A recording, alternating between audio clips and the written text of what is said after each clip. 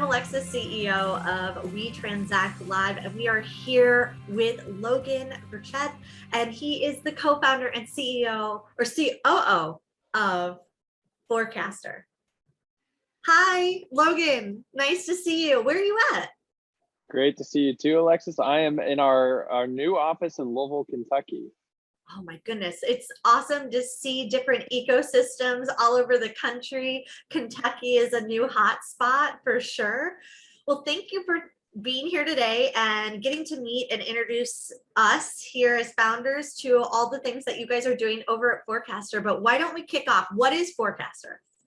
So Forecastr is an online software that helps founders build really great financial models to run their businesses better and to raise money.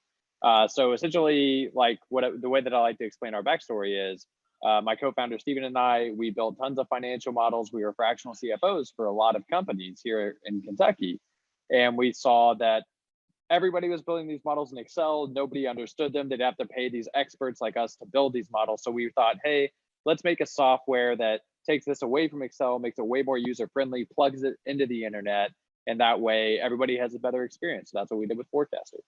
Oh my gosh, it is music to so many founders' ears right now, I'm sure. Like, this is what I need right now at this moment.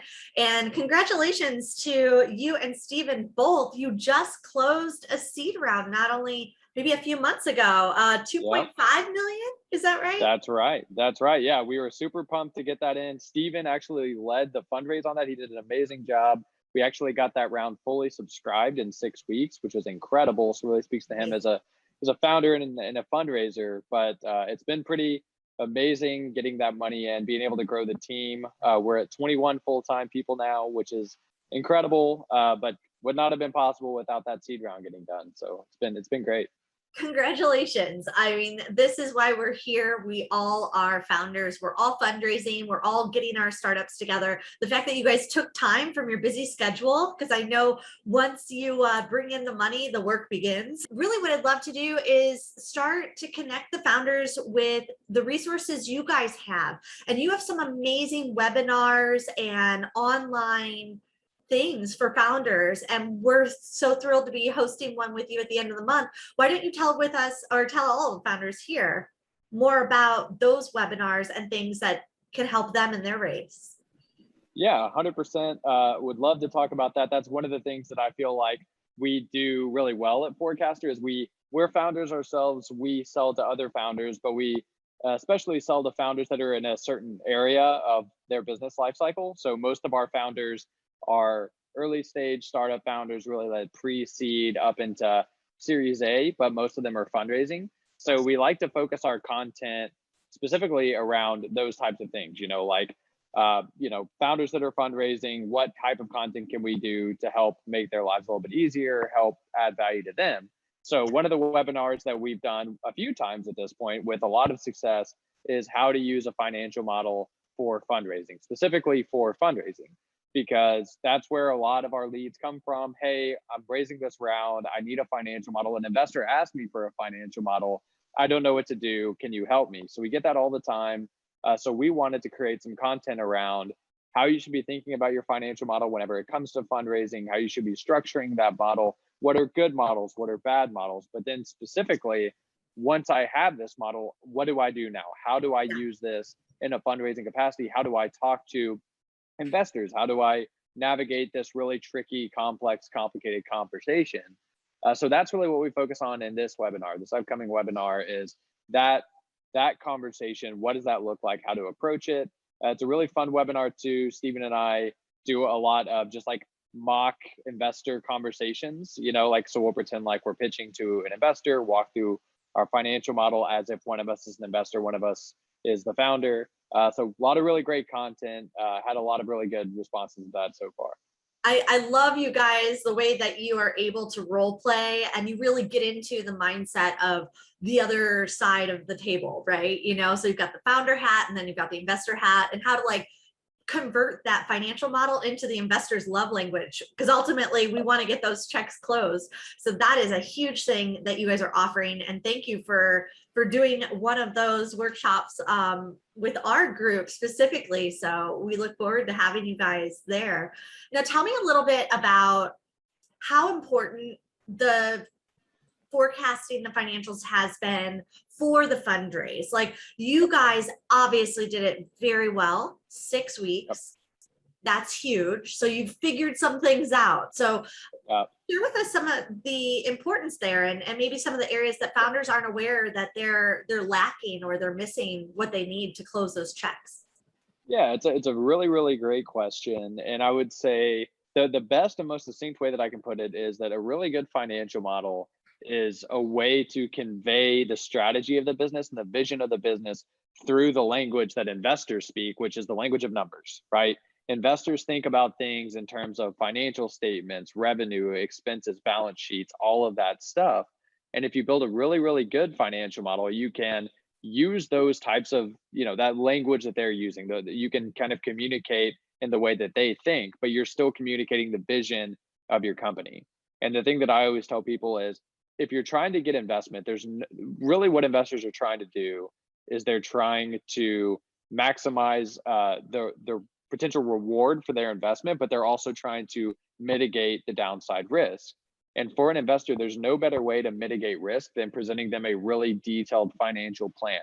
Hey, if you give me this money, this is exactly how I'm going to spend it. This is exactly, these are the metrics that I need to hit. This is what I need to do to grow the business. And that's the role of a financial model. And what a lot of our customers have found, what people that we've advised find, is that whenever you can present a really well thought out financial model to an investor, it really inspires confidence in them that, hey, this person knows what they're talking about. They know how they're going to be spending my money. They've got all of their ducks in a row. And it's just a really good way to de-risk it for the investors.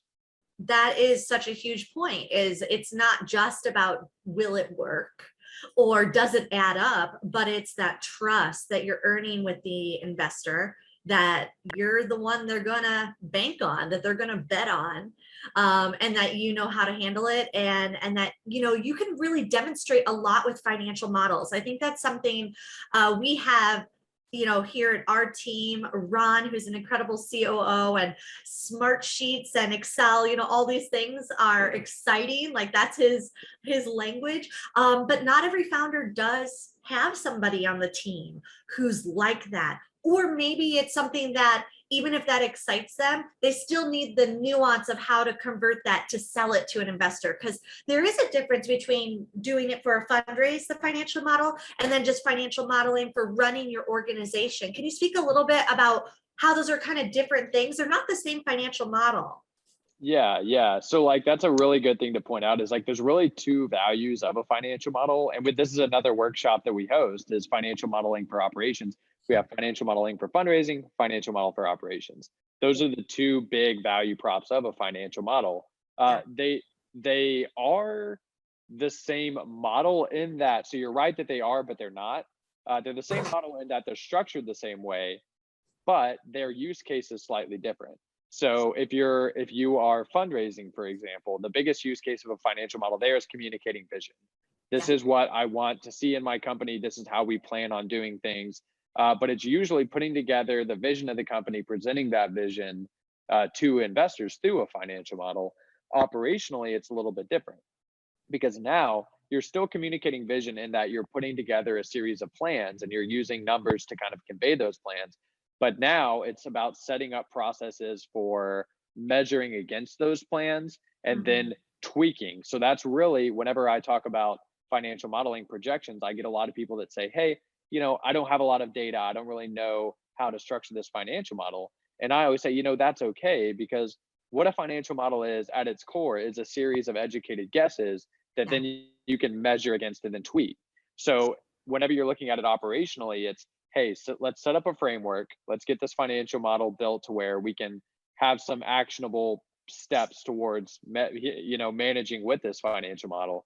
And then setting up a monthly cadence of looking at the numbers every month, tweaking growth rates, tweaking conversion rates, all of that stuff, and really getting it honed in.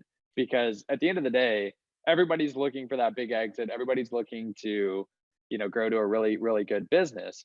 So what we're trying to do is, you start here, you end up here. What are the individual things that we need to track and measure and work towards to get to that end goal? And that's really what financial modeling comes down to.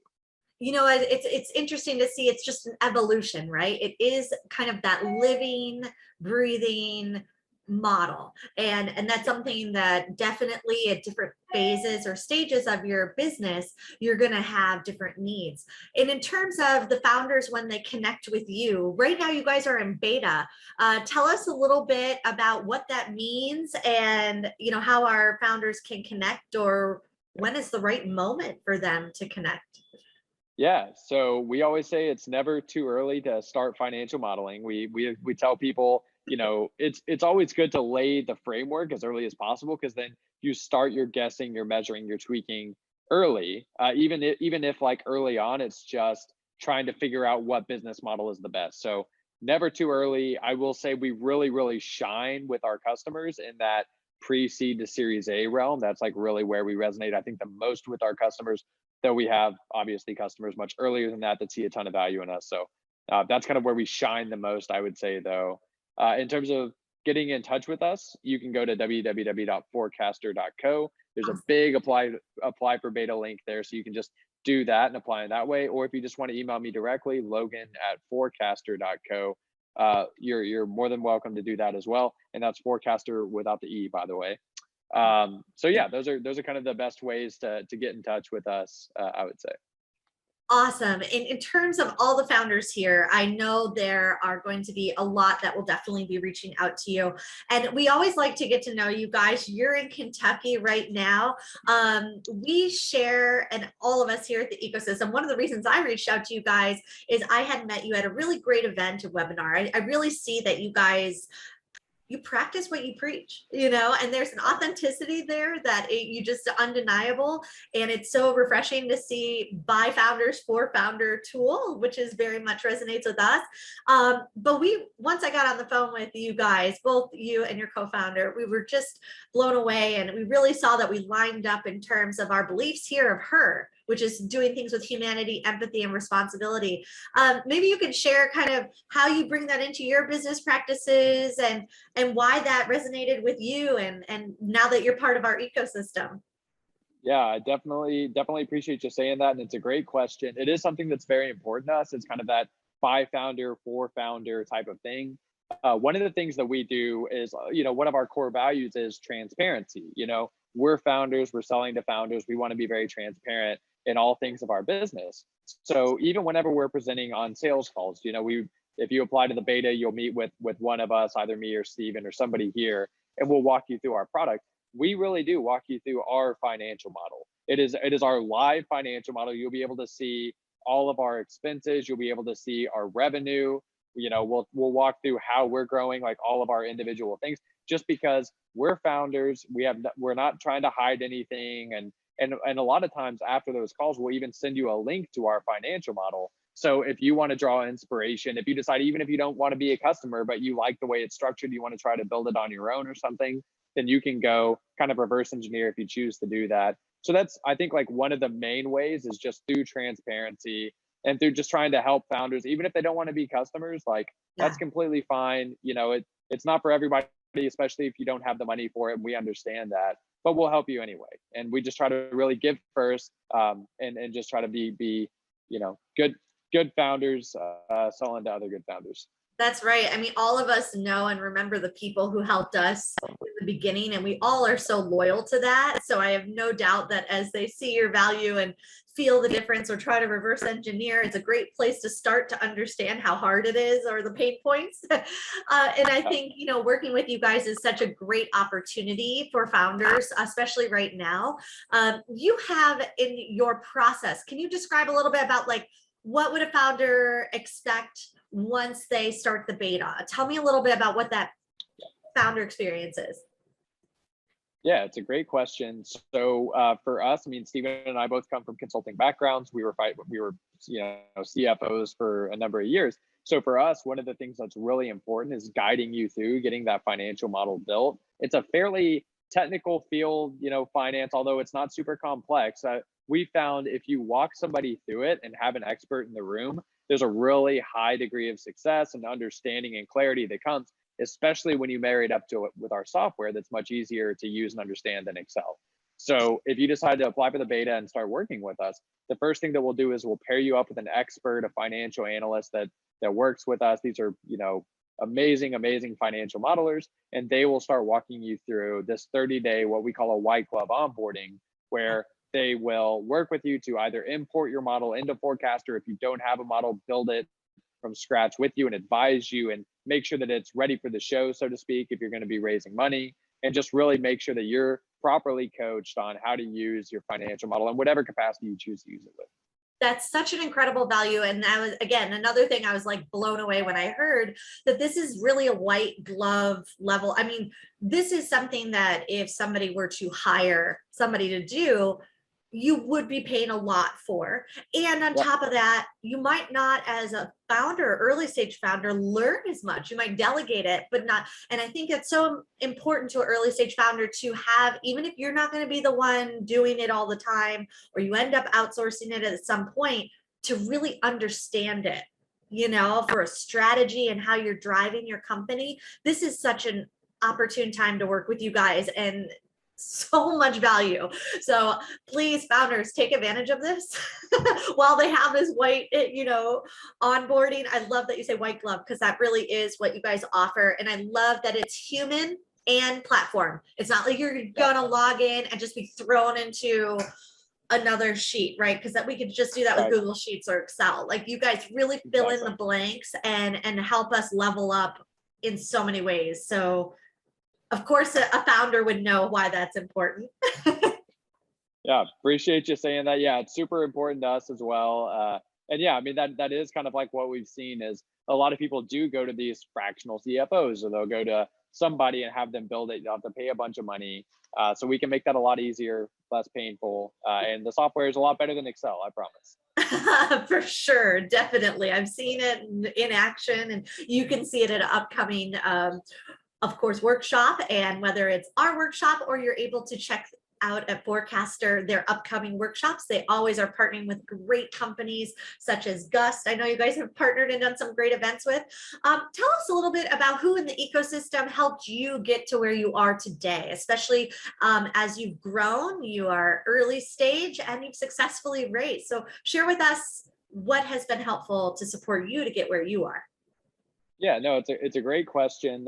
So we went through Techstars. We went through the Techstars Anywhere program in early 2020. I think that was a very pivotal moment for the company, just because, Techstars is a mentorship-driven accelerator. I mean, the people that work in the Techstars network truly are like the top tier of mentors and other founders. So that was one of the biggest things that I think really helped us get from 0 to 1. It was incredibly important to us because at the time we didn't have any software. Whenever we started Techstars, we hadn't launched. We had just a tiny little bit of code written, but the platform wasn't anywhere near to where we could launch. So working with all of those companies, working with all of those mentors, just to help us get our questions answered and to really help just kind of spur some momentum behind the company. I think that was one of those things that like really helped us. I encourage everybody to apply to Techstars. Really can't say enough good things about them. And I really do think that was one of the reasons that we were able to raise so successfully as well, is just all of the relationships that we were able to cultivate through Techstars, the investors and the other founders who then became customers that then, helped us get that momentum and that traction to help us raise. All of that stuff was incredibly beneficial. Well, it is so important, that ongoing support system, and none of us are doing it alone. And I think that's what's so exciting about this community, is that we're connecting you with all of these like-minded communities that are fostering peer-to-peer mentorship, support, collaboration, because it is a lot of work and there's a lot of highs and lows. Can you share with us any stories that were difficult that you guys overcame, or a source of speaking to our founders who might be going through a hard time right now or fundraising? We always love acknowledging all the amazing successes, but we also want to be really real and say, hey, look, we get it. We've been there. And like, what got you out of that mindset or through those hard times? So can you share anything there? It's a great question. I would say things have been largely up and to the right for us, like generally trending, but early on, very early on, before we had really raised any money, Yeah. there were definitely some struggles. I mean, our fundraising trajectory was that we had raised the pre-seed round of 750,000 here in Louisville, and then we went on to raise the 2.5 million that we had already talked about. But like the biggest struggle, and where I kind of like tell founders, and again, like really resonate with founders, is like getting that very early funding very early on before you have product or revenue. Stephen and me and Stephen are both very savvy fundraisers. We had been advising startups for a long time, but even with all of our experience and all of our connections in the industry, we kind of stalled out on that early fundraise for a while. We had raised like 300,000-400,000, but we hadn't closed any of it in because we were waiting on getting kind of like this point where we could start bringing in that money to start operations. But there was a good month and a half, 2 months where it completely stalled out. We had raised basically no more money, and we were stuck at that 300,000-400,000 that we had raised. And there was a time where we were having to really weigh our options and say, what happens if we can't raise this round? What does that look like? Are we going to have to, what are we going to have to do personally to sacrifice our finances to make sure that this company gets off the ground? We had to have those types of conversations. Now, luckily for us, fundraising is all about momentum. And whenever we got accepted to the Techstars and we were able to announce that to everybody, well, we had that momentum back.